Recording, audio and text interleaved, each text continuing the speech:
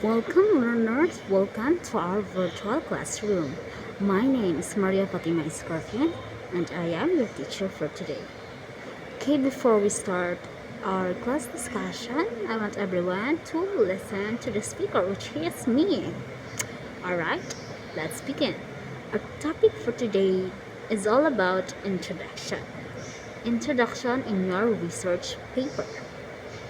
When we say introduction, it is the first thing to be noticed in a journal article, research paper, or dissertation. It set the stage for the entire study by establishing the concern leading to the research process. The author describes the problem that can be easily understood by exploring the concept of the phenomenon. Okay, so the introduction, it is commonly broad in the beginning that answers the three important questions, which is, the first one is, what is this? Second is, why should I read it? And the third is, what do you want me to think about or consider?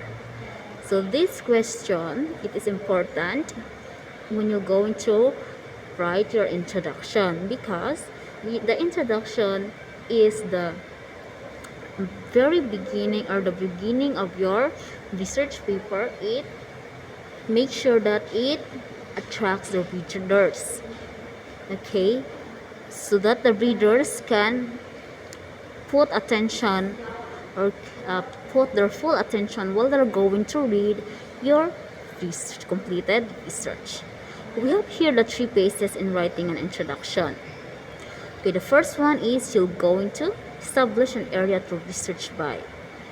What you're going to do is making general statements about the topic, highlighting the importance of the topic, presenting an overview on the current research on the subject.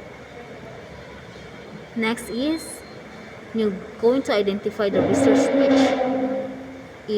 The first is you're going to revealing a gap in existing research, continuing disciplinary tradition, posting an existing assumption, formulating a research problem. So after you've done the first step, going to identify your research niche. Then after that, you're going to place your research within the research niche by, for example, the outlining the key characteristic of the study, giving a brief overview stating the intent of the study, and describing important results. So in your introduction section, I'm going to give a brief overview about the intention of your study.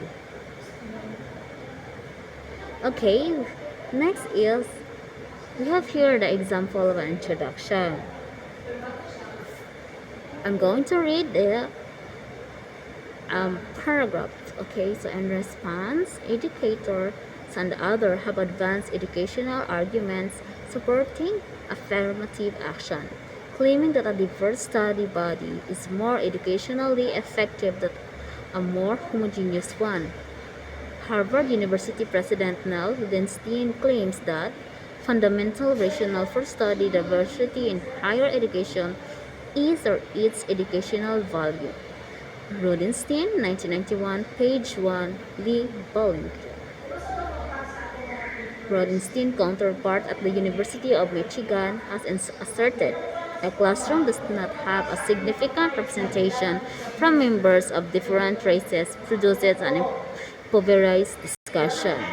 Schmidt, 1998, page 832.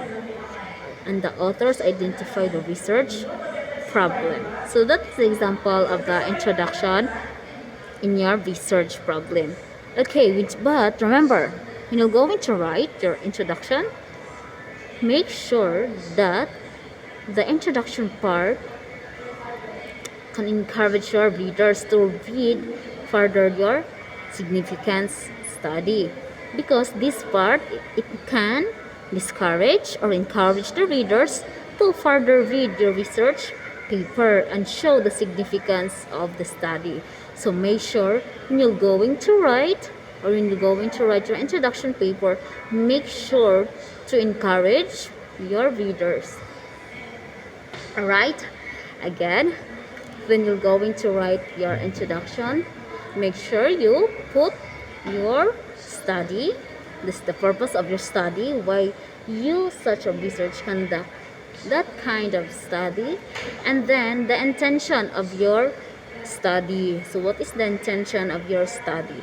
So you're going to explain it in a specific words, in a simple but direct to the point statements. Again, remember that introduction, it can discourage or encourage the readers to read further your research paper. Again, my name is Maria Fatima Scorpion, and that's all. Thank you.